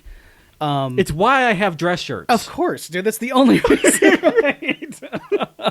But like, it's odd to me, and I know the movie knows it's odd, that she would have gone to this move even before they've been together. Right. So she's actually just cooking dinner, but doing it in a sexy way in a man's dress shirt. Yeah. And then of course there's like the saxophone thing happening, and then they like do another thing of subverting your expectations when he says, well, maybe I'll go slip into something more comfortable. And then he comes out and he's switched into like a 4-piece suit. Yes. Very fancy. Yes. From his normal detective suit Uh-huh. into like, I'm going out for a fancy gala. Right. Yeah. It's not a tux, yes. but it's almost. Right. His detective suit was like off the rack stuff. This is like specially tailored Brooks Brothers, like, I mean, it's like, you look at it, it's like, oh my God, that's an expensive outfit. He looks amazing. He does. Yes. So he like comes out of the room and he's like, straightening his tie and stuff. And he sits down at the table where she's now got like a nice dress on. I mean, she's now right? put a party dress Yeah. on. She went from the man's dress shirt to this. Yeah. So they're sitting there and they start talking about the case. And Frank says, well, I found a photo. And she goes, I was young. I needed the money. And he's like, no, not that. That was another thing in the 80s too, where like everybody had like formerly been in porn. Yeah. Like, and it was always a joke. Yeah. No joke, everybody. Come on. Right. But yeah, that's funny. And then they talk about the case a little bit, and she's obviously falling for him here, and she kisses him, right? And he says, like, this is happening too fast. You know, I've been hurt before. And he goes in this whole spiel about his girlfriend who left him and stuff, and, you know, how, you know, he can never have love and that kind of thing. Right. And she's just, like, completely melted for him now. Yes. And, you know, we forgot one of the jokes that happened at the airport when Ed picked him up and, like, told him about the fate of his wife. When he said, yeah, he left you for an Olympic gymnast. Said it's the best sex she's ever had. Yep. Like, he's just telling his friend this. I mean, that's something you probably don't need to, like, relay to him. Yep. I think he asked Ed, like, did she say anything or that's something? true, and then right. he reveals that. Just make something up, dude. Right? Come on. And then I also love in that scene when they're driving, he's like, everywhere I look, something reminds me of her. And then they show these two, like, water towers that look like breasts. That's right. That's right. It's just so ridiculous, dude. But anyway, they're having dinner, and they start kissing. They stand up and, like, look at each other, and she, like, just pulls her dress off, you know, like, real sexy. Right. We're not seeing any nudity or anything, right. But she stands up. We see her, like, from the chest up, kind of, and she's completely naked. And then Frank stands up in front of her, and he pulls his collar, and his whole suit just comes off in one motion. It's fantastic. Just a great And this is where he joke. said he's in great shape, Yeah, right? Like, yeah. Man, so they've both just disrobed with one swift movement. Yeah. I mean, I've seen like Chippendale style tearaway clothes. This is like from the neck though. He doesn't like grab at his belt and like rip it off and like, I mean, it's like unexpected, and it makes like a paper tearing sound too when he does it. Oh my God, dude. It's fantastic. So then they have one final joke in this scene, everybody. Oh, is, man. They say they practice safe sex, and then we cut to the bedroom, and they're both wearing full-sized condoms on their entire body. Full body condoms. Yeah. Yeah. Yeah. And they're embracing, and they're both wearing one. And like, I love when it cuts away from them on the bed, you see the full body condom wrappers. Yes. It's ripped open. Yes. And it's called a Titan. So then we get the dating montage, and it's to I'm Into Something Good by Herman's Hermits. Yep. And they're getting like matching tattoos, and they're running on the beach, and it keeps getting sillier and sillier, right? Like they're bull riding. My favorite is when they leave the theater laughing, like they're dying laughing, like me watching this movie. Right. And they walk out of the theater, and it pans up and it says Platoon. It's like, oh, you were watching Platoon. Because everybody else, all the other like everyone's all moviegoers are somber, and they look like they're very emotional, and they're just like dying laughing. They're busting a gut, dude. And this my favorite part of the montage is when they're running on the beach together, holding hands, and they end up like inadvertently executing a double clothesline on this other couple. Yep. And I love their faces too when they do it, because they're like, "Oh my God!" But they don't like disembrace their hands. No, you know, they just leave sense them. it's happening, but they just like remain their hands locked. They're trying to get that title belt. Exactly, dude. I mean, they are like going for the strap. And I mean, this movie's just so silly. Yeah. Let's just throw that in. Sure. You know? And then we cut to a stakeout where Ed and Frank are outside of Ludwig's office. They're going to go and sneak into his office and find some evidence or something. And I can't remember, it might have been before this when Ed had like pulled rank on Frank and was like, I'm going to give you 24 hours to clear Nordberg. Yeah, because when they were in the lab, Yes. they had found heroin on like the fibers of his clothing. Yes. So like it might be like maybe he is dealing heroin. Because I think the guy at the dock had also said that, you know, when he was giving him the 20s. That's right. Yeah. But yeah, he's trying to clear his name. So when they see Mr. Ludwig come out of the building, Frank goes in. And they've been in this car eating pistachios. And when he tries to get out of the car, he can't open the door. And then we cut to a shot from outside the vehicle. There's like a 3-foot-high pile of pistachio shells. And like they're getting the pistachio meat all over their mouth. They're like red. Yeah. Their faces are like red. Their lips are covered in it. It's kind of gross. It's nasty. It is. So, and these look like real shells, this pile. Because when he pushes that door open, they feel like they have a lot of weight. Yes, and they make that perfect sound of them cascading down each other. It's an actual obstacle. Like he's having trouble with that door. And he climbs out over it and goes in the building. And then so he's sneaking around, and finds like a note under a house of cards. I don't know why you would leave a note like this out. Literally like the plot of the movie written on his letterhead. It says, I'm going to like transfer $20 million to Pap Smear's account. Yeah. For the assassination of the Queen. Exactly. So he sees that, but he can't read it, so he like he lights up his lighter Right. to see it, and then he reads it and is like shocked, like, oh my god, and he accidentally lights the note on fire, which accidentally catches the curtains on fire, and then he accidentally turns on this automatic piano that plays like this zany Looney Tunes music, you know? It's like an old West player piano. Yep. And like he starts knocking over like the priceless vases and stuff, and like he's trying to catch them, and he accidentally like rips that painting off the wall and breaks it, and like he just destroys this whole place. Yes. Man, it's burning to the ground. Literally. I know. Because at one point he's like, the vases are on this scaffolding, and he's trying to juggle them as they're falling off. But yeah, the place is on fire. The curtains have like caught, and now the painting is going up, and so he has to stop there and like let all the vases fall to go over and try to put out this fire, which he doesn't do. Yeah. He's still unsuccessful. Yeah, so he has to escape because he's going to burn to death if he doesn't. Yes. So he climbs out the window. Well, he also sees on the monitor that Mr. Ludwig is coming back. Yes. So he has to go out the window. Because there's a series of security camera monitors always activated. Yeah. So to make it look like no one was there, he leaves out the window.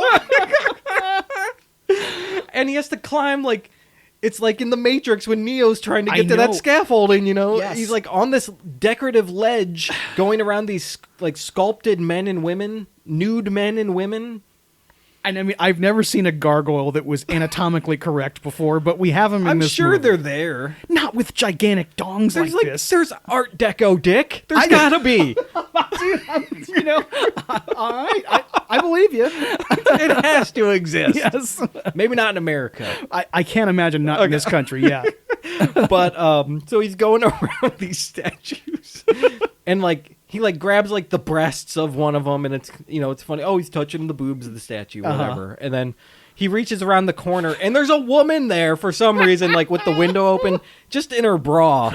And he grabs her breasts, of course. She's brushing her hair just like in the window and like, not thinking anything of it. And yeah, he grabs her boobs, which he mistakes for like cement. Concrete. I mean, come on. I know it's a funny thing. I'm not questioning the validity of this, but it's just like one of these things where I'm like, Frank, now you're smarter than that. In the movie, of course, when he grabs them, they honk. Just throw that extra gag in there. That's right. And so she screams and like slams the shutters in his face, which like makes him dizzy and he almost falls off. And he stumbles and like grabs the statue's dick to stop falling to his death. And he's pulling himself up, and the camera cuts to like a low angle, so it looks like he's like pulling this penis into his mouth. Yeah. And the woman opens the window again and screams because she sees it. It looks like he's about to fillet the statue. Yeah, he's on his knees giving a statue a blowjob, and that's the joke.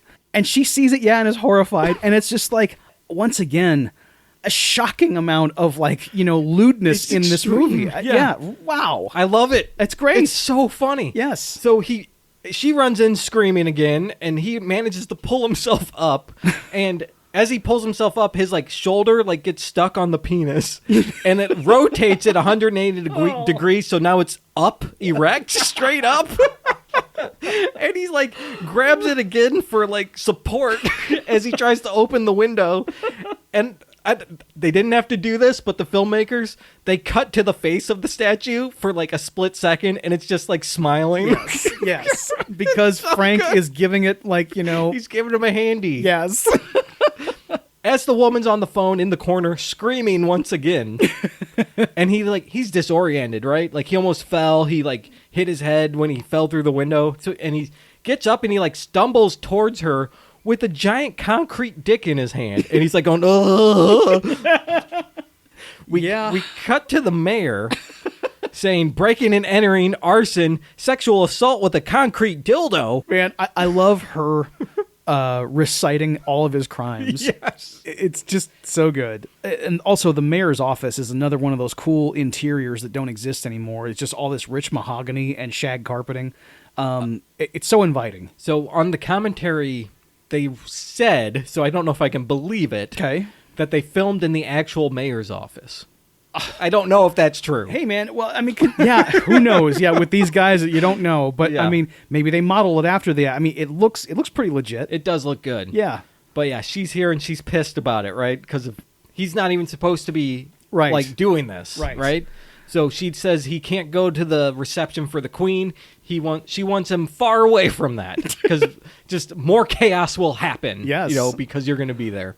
Then we cut again to I guess he's at home, and this is a real quick scene. Yeah. He's looking for food in the fridge, and everything's expired by 10 years. Yeah, and that's But- that's the grossest joke, actually, Yeah. with the curdled milk and the... Yeah. Oh, man. And there's even a piece of cheese on top of the fridge Ugh. that starts crawling. Oh, God. I know. It's got mold on it and it Right. starts moving. Yes. But Priscilla Presley comes over and talks to him and says that, Mr. Ludwig wants to meet you tonight down at the stockyards, just to talk about the case. Uh-huh.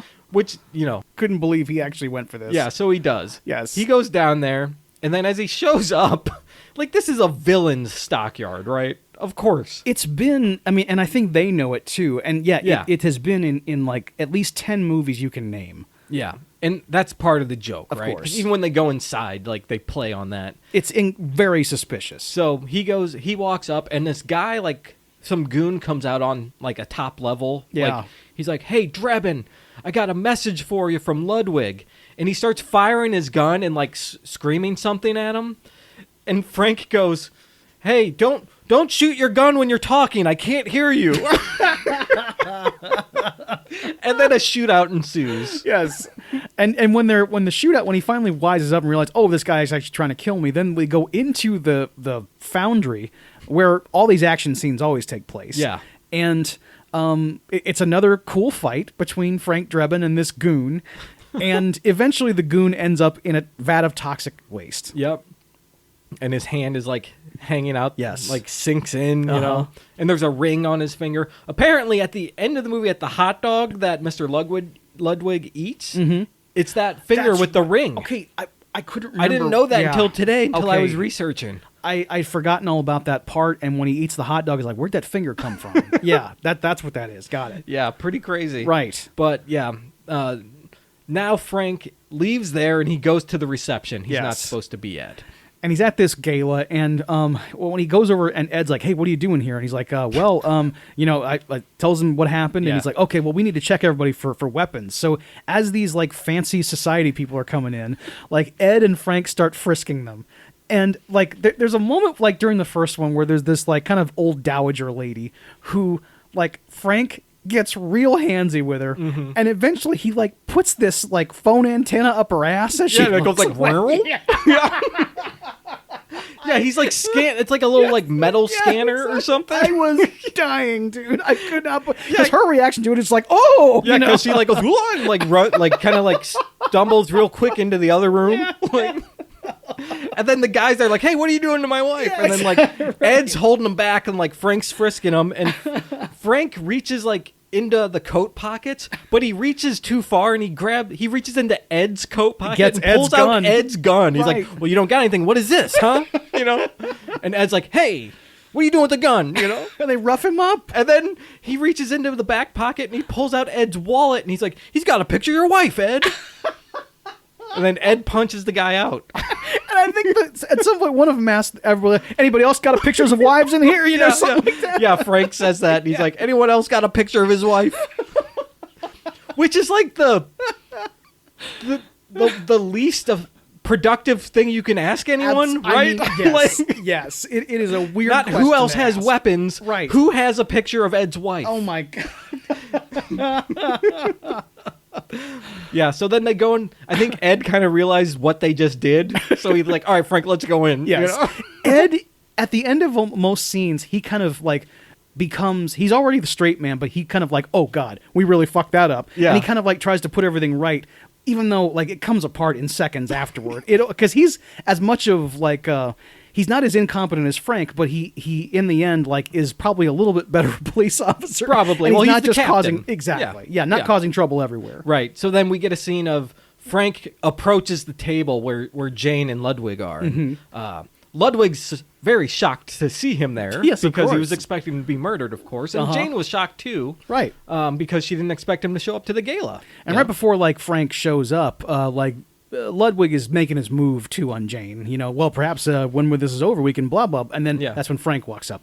Yeah. You know, Drebin, I didn't expect to see you here. And he starts giving this like big speech about like how he's on to him and stuff. He says like the gloves are off. I'm playing hardball. It's 4th and 15, and you're looking at a full court press.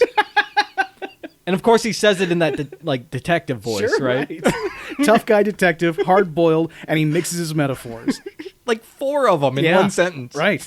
Good stuff. 4 sports metaphors that don't make sense together. You know, the thing is, I've heard a speech of that kind said completely straight-faced by, like, corporate people. Like, they do what Frank does in this scene, and they think it's profound. And they don't realize They it's don't wrong realize and it. idiotic. And they say it in front of, like, all the rank and Yeah. file who all look at each other like, oh, my God, these fucking people are in charge of us, and they make 20 times the money we do. Fuck this country. That's insane. Yes. It's true, though. Man, and then so like Ludwig tells him to get off of his case, you know, or he'll regret it. Right. That kind of stuff. And then he leaves the scene and he sits down and talks to Jane and confronts her about being set up. And she's saying she didn't know about it. She had no clue. And he says like, well, you know, you were only doing what you were told or something. Or she says, I was only doing what I was told. And he says, like, make love to me. He gets slapped in the face and he like kind of walks away and he goes, take care of yourself, baby. And by the way, I faked every orgasm. And it's just that Leslie Nielsen serious deadpan. Yes. And they cut to Priscilla Presley and she's just utterly heartbroken. Oh, yeah. Like devastated. Right. Tears in the eye and everything. Like Because obviously, like, there's a million things going on with these jokes. Like, it's Leslie Nielsen doing this expert, you know, noir detective performance within this incredible comedy, but then the joke itself about a man faking orgasms, like it seems like an impossible feat to make that work. Yeah. But apparently he did it a million times. I guess you could, but I mean, those condoms looked very thick. I mean, yeah. Like, But yeah, then like the Queen shows up, Yeah. and it's a very good facsimile of what Queen Elizabeth looked like in 1988. I agree, man. You know, very effective costuming and you know makeup. Yeah. But like she's there and she's there with all of her handlers, and Ludwig is going to present this gift to her and her delegation. It's some kind of like rare musket. Yeah. And he picks it up, and it looks like he's going to fire the weapon. Yeah. It would have looked this way not only to Frank Drebin, but anyone who was looking at him in that moment, including the Right. Queen. Yeah. It doesn't look like he's presenting this as a gift. It looks like he's going to kill somebody. Yeah, he's holding it up to like his face and his Yes. shoulder, like he's aiming it Right, almost. right. So And- Frank acts accordingly, and he like jumps in front of a bullet, like to what he thinks is going to be a bullet for the Queen, and chaos ensues, Yeah. of course, because he ends up like on top of the Queen, and they go down the whole table like an Old West bar. Yeah. And of course, they're lying missionary position Of with her course. legs wrapped around him. Yes. Newspapers are, taking photos, light bulbs are flashing. Yes. This is not what the mayor wanted, right? This is why Frank wasn't allowed to be here. So Frank not only wasn't supposed to be at the gala, but he tackled the Queen, and it was on the cover of every newspaper the next morning. So he gets kicked off the force, Uh-huh. right? And I love this. It's a great line. He's like, just think, the next time I shoot someone, I could get arrested.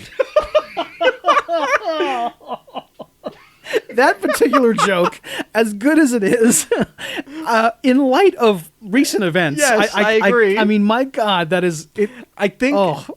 man, I'm going to argue it makes it a little funnier. I mean, Just because yeah. of how much I more know. inappropriate it is. Agreed, because in 1988, Zucker and Abraham, they were that plugged in, knowing that the cops are getting away with whatever the hell Yeah. they wanted. Yeah, that's good. And I love how he's worried about he can get arrested. yeah. Not like Yeah, it's I know. illegal or No, right. someone might die. It's just, Right. I could get arrested. Yeah, I Holy could. crap! I might get punished. Now I have great. I'm invulnerable now. Of course, Like, right. nothing- I can shoot anyone I want. And then so immediately Jane runs in here as he's like packing up his desk. He's like also packing up everyone else's desk too. Yeah, I love it. George Kennedy's like, oh, Frank, those don't belong to you. Yeah, and he like finds evidence from some case that would make someone innocent. I know, and it turns out the guy was executed like 5 years ago. Yeah. Oh, Yeah, it's pretty good. So she runs in and is like pleading for him, like, I didn't do it. I did nothing to do with it. I was just working for him. He's my boss. And he thinks they're like involved too. Like, so not only was he like set up by her, he thinks that she's like having sex with him and stuff. Oh, yeah. So he calls her out on it again, and she's like, no, I don't. I think she says like he likes East German men or something like that. Yes. And then he's like, well, what about you? And she goes, I like cops. And then all the other police officers get all excited in the room. They're like, oh, hey, yeah. yeah, right. How's it going? Yeah, so they've made up, which is great, you know. Oh, it took one scene for him to I make up, love how Dave. it's the next scene. Yeah. Yeah. When you got 85 minutes, I mean, yeah. including credits, Right. I mean, No 5-minute Yeah. waits. We wait for 30 seconds. yes, that's it. With a bunch of good jokes in between. That's right. So, she says, I've loved you since the first day I've met you. I'm such a lucky woman. And then he says, so am I. Another amazing joke. They can't let up. Like, It's even just- this moment, there has to be God, jokes. every time. yeah. And she reveals information that they're going to the ball game, and one of the players is going to be brainwashed to kill the queen. Yes. And so then we get the rest of the movie, which is the third act at the ball game, at the Angels game. So, it is time for Baseball Corner with Dave. Yes, I knew it was coming. Yes. There's aspects of 80s baseball that I was very happy to see covered in the film. I hadn't seen this movie in a long, long time. So a lot of it was kind of almost new to me. But like showy umpiring that we get here, because part of the thing that happens, like when they get to the stadium, which is it's Dodger Stadium standing in for Anaheim Stadium, which they keep referring to as the Big A because it's the Angels and Mariners. But like Frank ends up on the field as an umpire because that's the way to get there. Yeah. Now originally he had like gotten on the field as the recording star Enrico Palazzo. Yeah. He had, kidnapped him in the back, stole his clothes. It came out and sang a Yeah. bad rendition of the national anthem. Eventually, he's chased through the stadium when they figure out that he's not Enrico Palazzo. Yeah. But he gets away by like kidnapping another of the umpires and stealing his clothes and getting out there to work home plate. Yep. But when he's doing all this stuff, they didn't have Leslie Nielsen do all this dancing and strutting just because it looked funny on screen. Baseball had and still does have a problem with like umpires who seem to think that people buy tickets to see them. I mean, it's really annoying. I mean, especially if they're working home plate, they do these elaborate strike calls or engage in other histrionics to call attention to themselves. I can't believe the league doesn't address it. Yep. And one of the umps that makes a cameo in the movie is this guy, Country Joe West. And he's like generally regarded as like one of the all-time most unaccountable men in the sport. He finally retired in 2021, but even in his 46th season, he was just as demonstrative and confrontational as ever. Mm-hmm. That's the other irritating aspect of these guys. It often seems like they like live to make a wrong call and then get into a screaming match with a manager or player and then theatrically toss them from the game. You're out of here, that kind of thing. It sucks. But yeah, the other thing was like corking bats and doctoring baseballs. Yeah. Just a real awesome aspect of the sport. Vaseline jelly. Yes, Yep. man, it's great. I mean, when I was growing up, there was a lot of pitchers getting ejected for scuffing baseballs, or like a power hitter would break his bat, and when the ump retrieved one of the splinters, it revealed that the bat had been hollowed out. Yeah. This is cheating, but it's fun too. And I right around this time too was like I think it was like the year before. Twins pitcher Joe Niekro famously was caught scuffing. When the umps were gathered at the mound to examine his glove, he turned out his pockets and this foreign object came flying out. And like one of the umps looked at it, was like, oh, it's an emery board. He's been scuffing the baseball. Oh, man. Good stuff. Nice. But yeah, my other favorite joke about this baseball sequence is when they're introducing all the announcers. Oh, yeah. And there's too many of them. There's like 8 announcers. There's 8 announcers, right? And then Joyce Brothers. Dr. Joyce Brothers is at the end. Noted psychiatrist. Which apparently she makes a cameo in one of the TV shows also. Oh, really? She was in Police Squad. The 4th episode or something. Yeah. She had a long career on the old Hollywood squares too. Yeah, she big was time. Always on there. Yeah. You know? Yeah. But yeah, Mel Allen had a long career in baseball. He was most well known as the Yankees play-by-play man in the 40s. I knew him from This Week in Baseball when I was a kid. It came on when I was like after cartoons on Saturday mornings. Yeah. And yeah, Kurt Gowdy, legendary voice of like football, baseball, basketball, and the Olympics. He's the first play-by-play man they announce, and Jim Palmer sitting next to him. But yeah, good stuff. It's awesome, and Mel Allen is great in this too. Like, yes, they're showing all the like bloopers and amazing catches on the jumbotron. Right.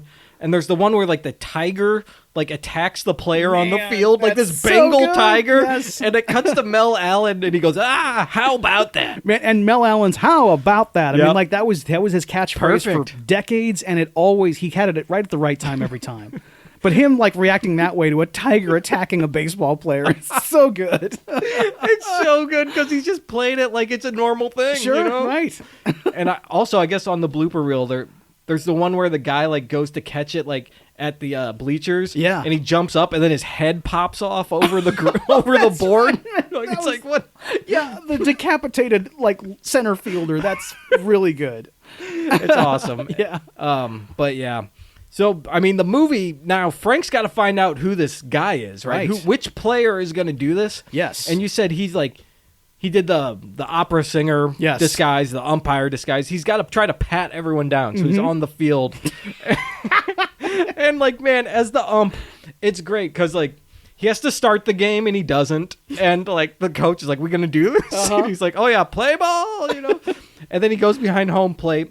The first pitch is thrown and he doesn't do anything. And everyone just waits for him to make the call. And he goes, strike?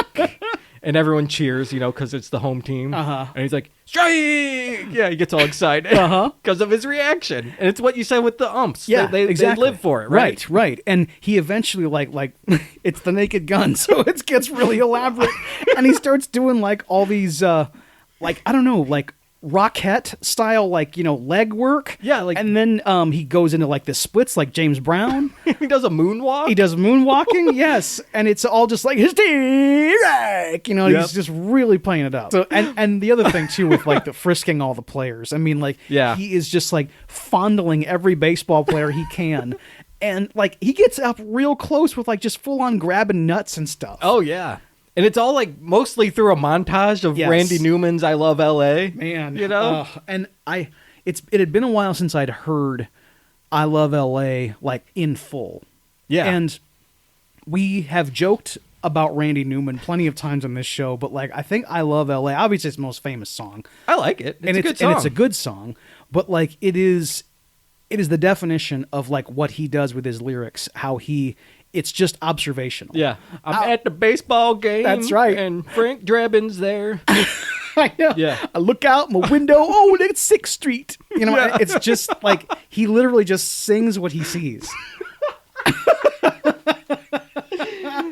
I know, right? But throughout this whole thing, he's patting everyone down. He's like cleaning the plates and stuff. Like he's got a dust buster. Oh, yeah. Like getting the dirt off a home plate. Sure. He's got a vacuum cleaner and everything, man. Every home plate umpire is equipped with that little brush to get the dirt off home plate. But Frank Drebin is equipped with like all kinds of household appliances. He even uses like a wine bottle opener to get the cork out of a bag. That's pretty great. He like so twists it and like pulls it out. And when he gets to the pitcher too, who was like doctoring the ball, I mean, it's just like one thing after another. It's yeah.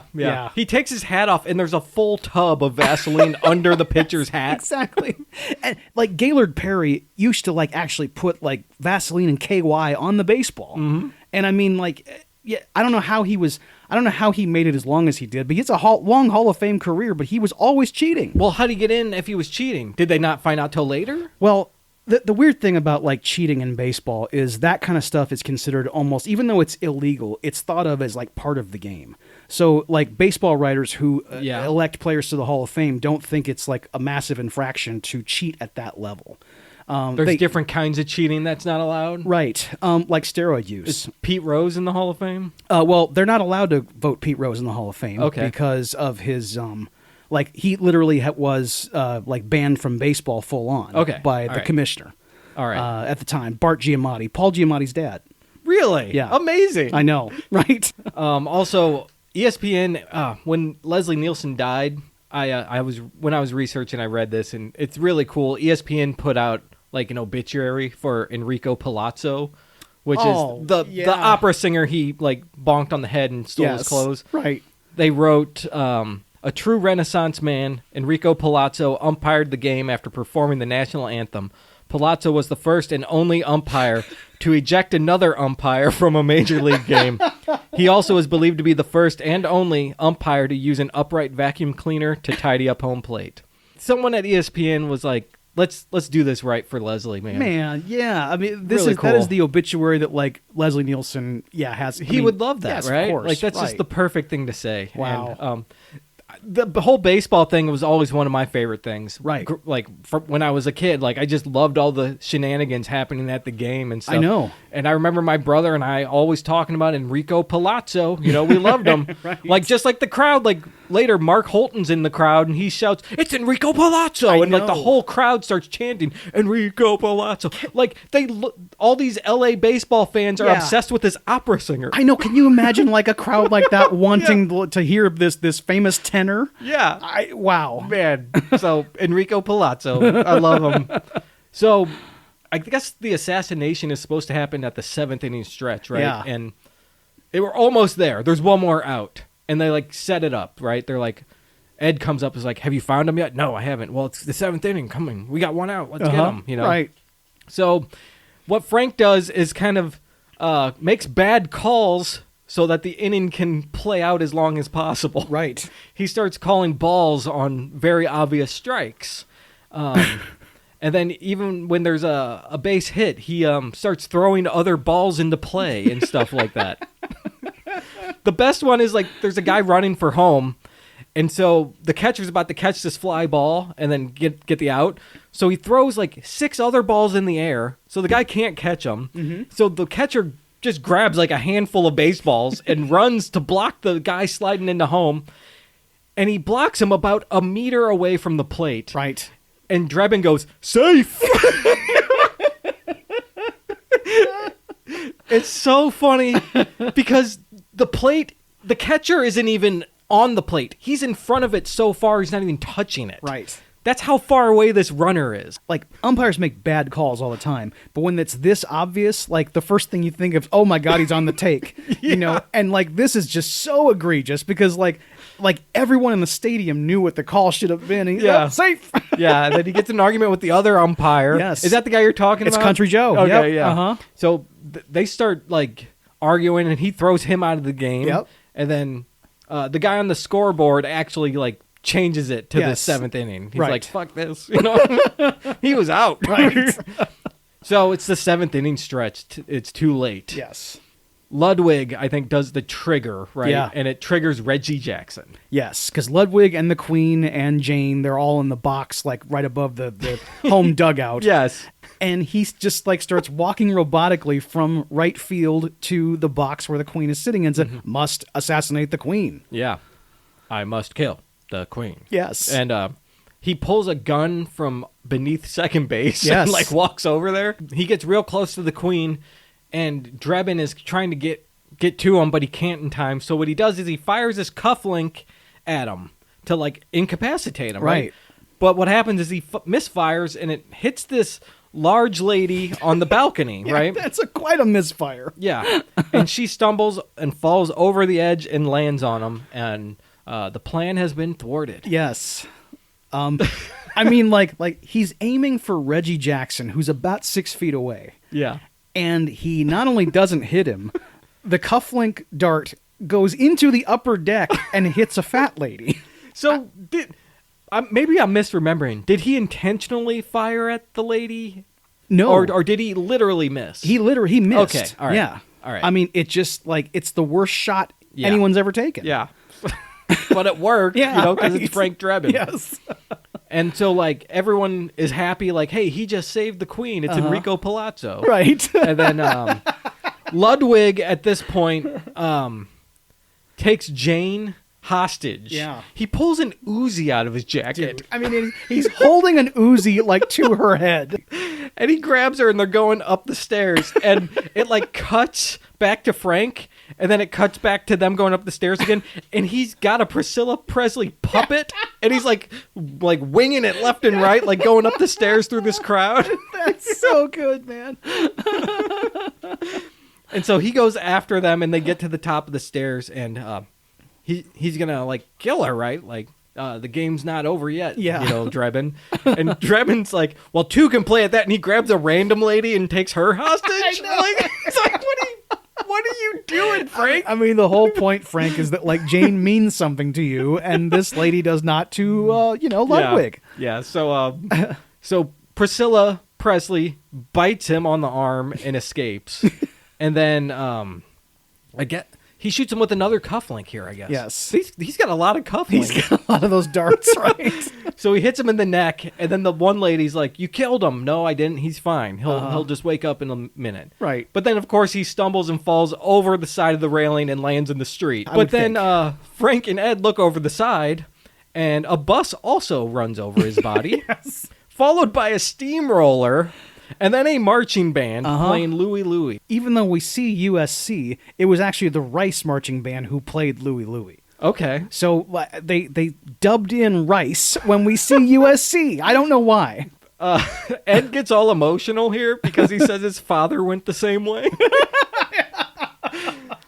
And then, of course, we get a close-up of, like, the mind control button. Yeah. The marching band has stepped on it, and they've triggered another mind control. Yeah, and the mind control, unfortunately, like, Jane is wearing a fancy wristwatch, and she's now triggered. She's the assassin, Yep. and needs to kill Frank Drebin. I must kill Frank Drebin. And so she pulls the gun and points it at him. He turns around and, of course, has to try to talk her down, you know, because they have this special relationship, right? Right. It's not just anybody. So he starts sweet talking her. Jane, it's me, funny face, you know? And for some reason, they end up on the Jumbotron. Yeah. So everyone in the whole stadium is seeing and hearing what's happening. And he gives this whole speech about, like how I love you and I want to be with you. And if you don't love me, you might as well pull that trigger because it's not worth living. Right. And all that kind of sweet talk, you know? And ultimately, he wears her down and it works. But he does like a Casablanca reference at one point, right? Like, he says, this is our hill and these are our beans.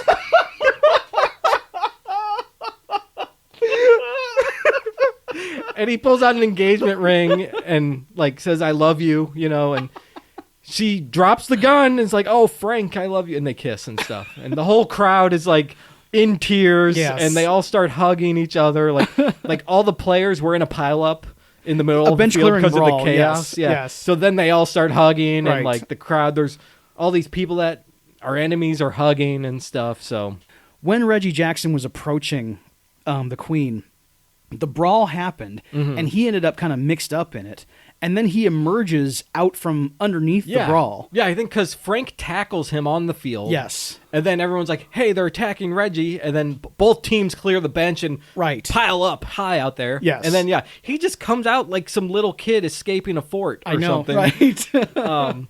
And then, like, the brawl's great because everyone's punching, but then there's also, like, puppets flying out of it. I know, Like, man. Bodies are flinging yeah. through the air. That's so good, man. That's really cool.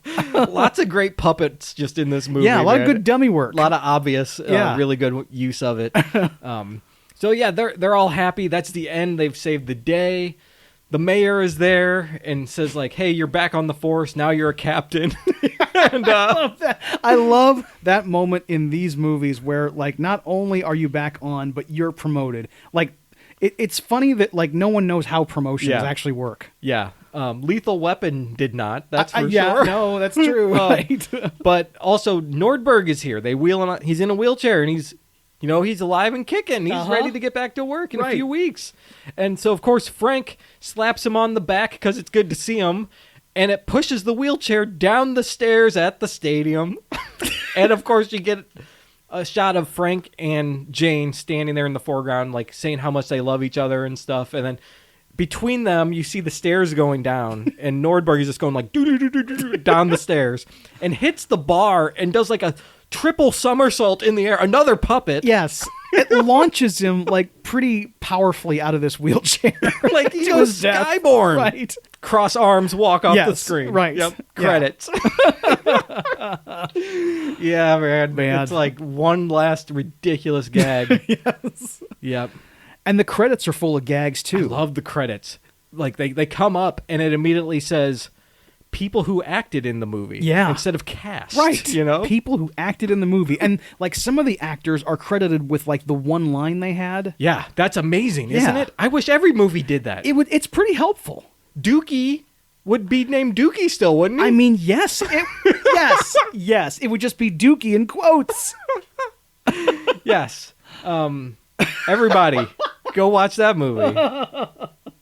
Wait, what? That's No Holds Barred. No Holds Barred. Right. Yeah. I was drawing a blank. You just How did I remembered forget? Dookie, right. Yeah, Dookie's what you remember from that movie. No Holds Barred did an episode, everybody. Right. So yeah, the credits are here, and that's the movie. Yes. 85 minutes, and we're out. Right. Laughing our heads off the whole time. So There was one credit like later in the scroll. It's when they're getting into the technical, like the crew and everything. It's after like some serious credits, like for a good 2 minutes of them, and then it says, "In case of tornado" on the left, and then the right hand column says, southwest corner of your basement.